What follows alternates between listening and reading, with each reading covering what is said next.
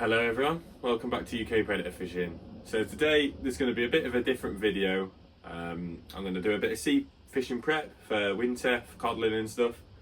The weather's not the greatest at the minute, so I don't want to just waste the trip and get out and then get a video where I don't catch anything or catch doggies and whiting and stuff goes wrong pretty much. So yeah, there's high winds, so what I'm going to do is do a bit of bait prep, show you how I like to keep my box and stuff, tackle wise, get organised, and just have a really good recap over the year.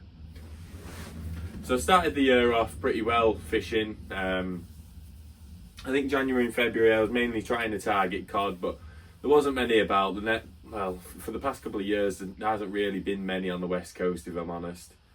But we did manage a couple of small ones in January.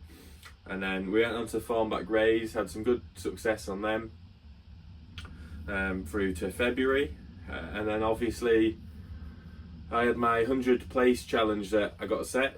And I really thought that was going to be a struggle this year, but I did manage to get through it. So I seen the first place was in February, right at the beginning. And I actually didn't get another one until March, until like the middle of March. Whether that was because I didn't get out or there just wasn't too many around, I'm not too sure. But basically I got quite a lot in March, and then it ran through until April and May, picking up quite a lot of fish. And I'm pretty sure I finished the challenge around September, so I did get it done in good time. The best place I had was the 3.6 pounder. I'm sure you've heard me say it plenty of times, but I was really happy with that fish. And there was also quite a lot of other noticeable catches that I had too, which involved another 3 pounder, which was 51 centimetres I think. And then there was just a couple of like 48s, 49s, which is still really good fish for the UK, especially nowadays. Also I beat my Bullus personal best. I think that was around April. I will have to check these and I'll put clips in of all the fish. But yeah, April, I had the 10 pounder, 10.11 pound I think. And then on the same night I had like a 9 or something. So yeah, that was really good because I do love Bullus. And then right through the year, I've managed to pick them up more locally, up to about 9 pound. The smoothhound front, I haven't really focused on the smoothhounds too much this year. Normally I absolutely hammer smoothhounds because you get such a good variety of them and such a good size of smoothhounds around where we are. So yeah, I fish Morecambe area quite a lot. I live in the South Lakes, so the closest places to me are Barrow and Morecambe. So I try and focus a lot of my fishing in them venues. So yeah, not many smoothhounds to report. I got my first bit decent Shawcott taupe that was 22 pound. So yeah, really happy with that. That was local too. What else have I had? I've had some decent pollock on the rocks when we went down to St. Bees. Had a barbecue and some fire and stuff like that.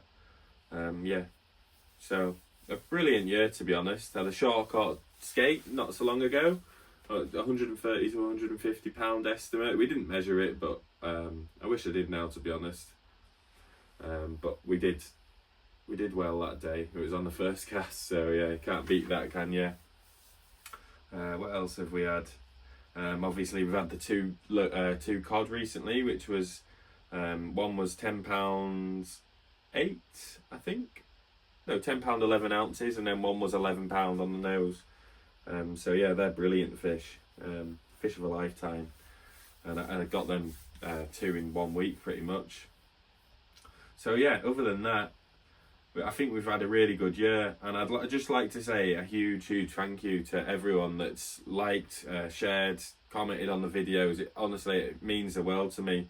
I set this channel out just thinking, I just want to get like a little bit back from fishing, because I go all the time, put a lot of effort in. And I just wanted to get a little bit back, and seeing that how the channel's progressed, I'm really grateful for it. I've also picked up a couple of sponsors recently. You've heard me say it before, but Rob's Rigs was the first. and he supplies most of my rigs now. So yeah, huge thank you to Rob for noticing me. And then Jerry's Fishing, which is a big one to me because it's one of my favourite tackle shops. And yeah, I spend a lot of time speaking to the lads in there, built up a really good relationships with them, and yeah, I'm very grateful to them as well because I get most of my bait there now. So yeah, anyway, let's get some bait ready for the next session. I'm going to try and get out on Christmas Eve. Now that there's wind, quite a lot of wind from today, which is Thursday, up until Tuesday, which is Christmas Eve. So yeah, loads of wind. It's horrible weather. So I'm just gonna get my stuff ready, get all prepared, and then we're gonna try and hit it on Tuesday as long as the weather stays off. So let's get some bait started. Right, so I thought I'd just give you a quick rundown of everything I've got and what I use and how I store it and stuff. My kayak's there. I do need to build a shelter for that somewhere. That's just on the decking at the moment. Now, this is my mum and dad's summer house, so it is my parents.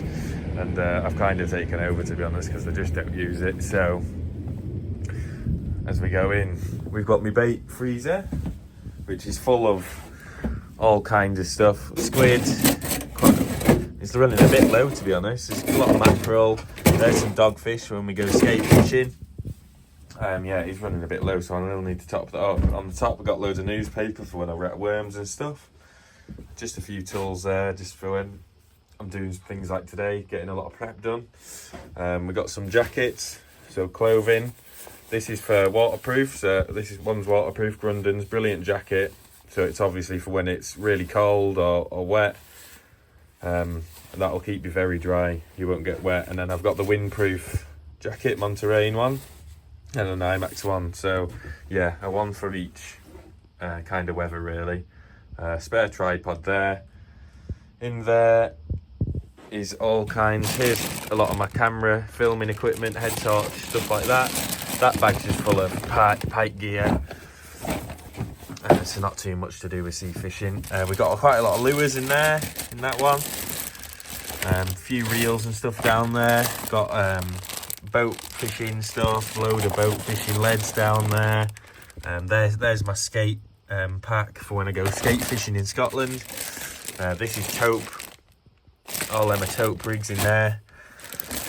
What else have we got? A few more boat bits and stuff like that. So yeah. Here's me bait bag for when I go on my sessions. Keeps my bait nice and frozen. Got a stove down there for when I do my little cook-ups and stuff on the beach. Rod quiver. My waders on there. Little net for the kayak. The oars, life jacket, and the kayak seat. Now, let's get to the business end. So, this... It's a bit of a storage unit in here as well, as you can see, for my little girl. She has a lot of her ties in here. But here's me Shakespeare ugly stick. Now, I have lost half of it and I have no idea where it's gone. So I'm leaving that there until it turns up, because stuff always does turn up, doesn't it? So we've just got a load of rods on the roof here that I've got stored. So all these ones here in this section are boat fishing rods. They're all spinning rods. And there's a couple of more beach rods, and then say these little Shakespeare Catcher Monster rod.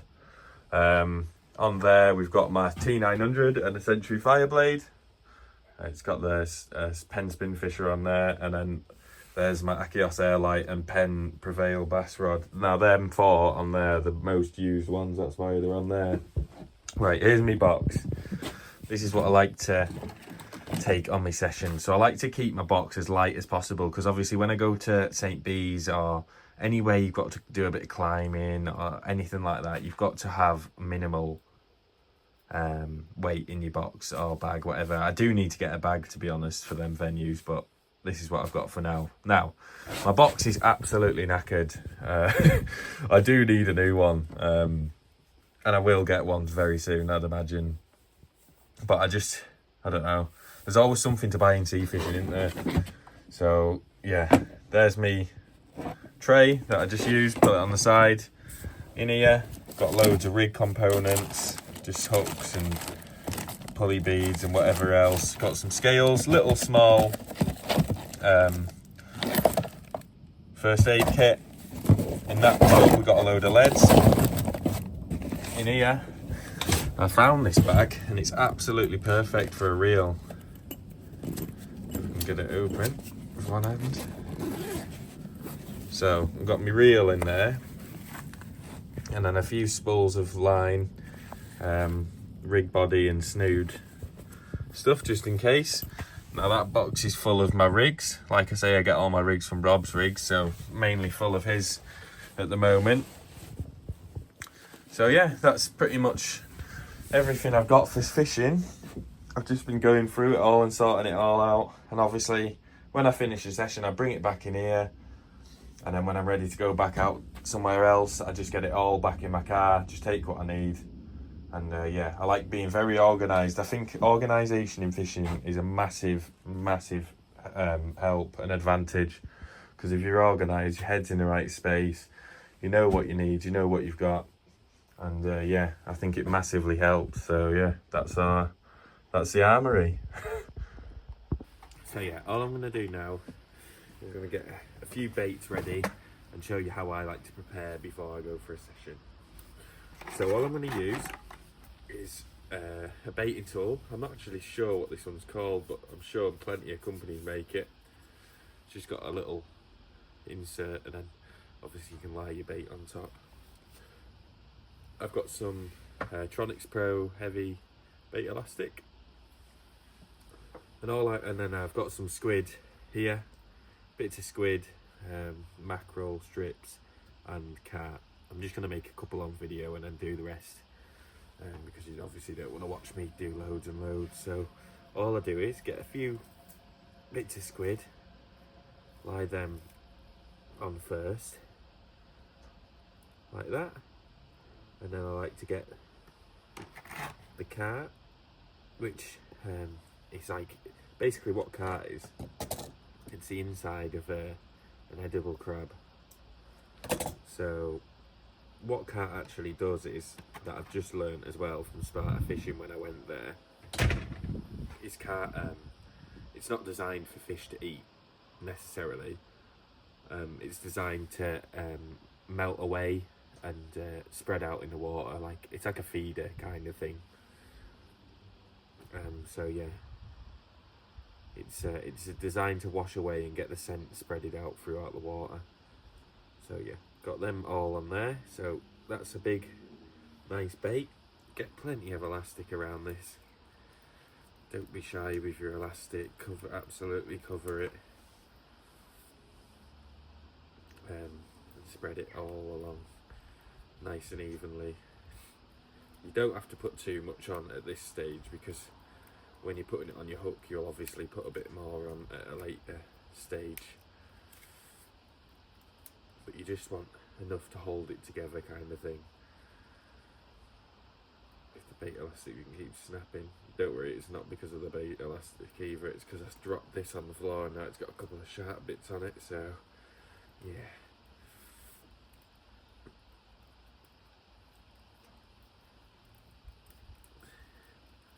so once that's nicely covered like that, you can just slide that off, and then there you've got a big juicy bait. Now that is probably a little bit big, so what I like to do, just cut it in half, and then you've got two nice and juicy cod bombs. Now you can just freeze them like that, and then when you put them on your hook or whatever, yeah, just elasticate them up a bit more. I'll freeze them down. So do that just one more time to show you. The squid on first, nice base layer of squid running all the way down, because you get two baits out of one when you do it this way as well, which is very handy. We all know how cold it can be touching bait and making up rigs when it's freezing out there. So I like to get it all as ready as I can for when I go out on my next session. Same again, get that on there. You can see all the carp is all falling apart already. So I'll freeze that, make sure it's solid before I go out with it. mackerel on top.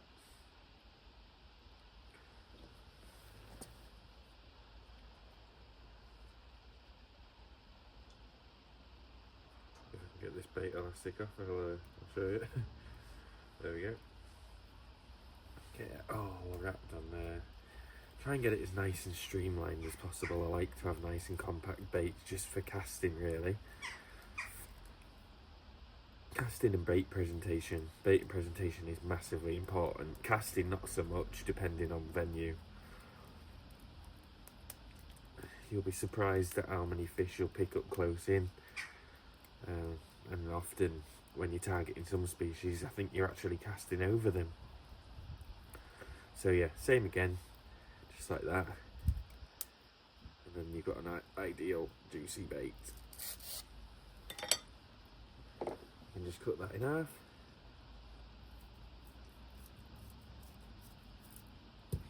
There you go. And what I'll do is, with this, I'll just show you how to put it on the hook, because there's nothing saying that you can't actually just freeze the rigs completely. So this is a pulley rig. It's got a splashdown on the bottom, about 80 pounds rig body, and I think a 60 pound snood. The reason you do a 60 pound snood is if it does get stuck, then you just lose your hook length rather than your whole rig. So what I'm going to do is get the bait, put it into the squid, because the squid's the toughest part on the bait. And all you want to do is get your hook nice and proud like that, and you want to absolutely obliterate it in elastic and get absolutely covered. Get loads and loads of elastic, especially over that part of the eye there. Get loads and loads on there. I'll have to wash off this decking, I think. My parents won't be too happy with this. I'm not even here most days now, so yeah, I don't think they'd appreciate me leaving it like this. Yeah, absolutely cover that.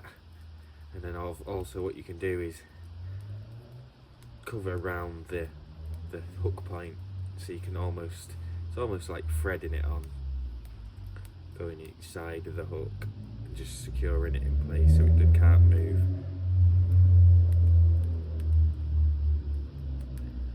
And then when that's frozen and you cast it in while it's frozen, it'll slowly release into the water. It's absolutely perfect bait there for a cod. Get that top hook, put that in the opposite way. Don't have to twist it around the line on this because I've got the silicone on it. There we go, perfect bait. So I shall see you guys hopefully on Tuesday, and hopefully I'll have some good content to bring out to you. Yeah, we'll try for a couple more cod, I think, or I don't know, could try for anything. We'll make a plan, maybe go for a conger or something, I'm not sure, but hopefully you've learned a couple of things in this video anyway. And like I say, I just want to say a huge thank you to you all for all the support I've had this year. I really do appreciate it, and yeah, I'm really enjoying the YouTube at the moment, so thank you again. I'm going to freeze all them, going to make up a load more bait, and I'll hopefully see you on Christmas Eve.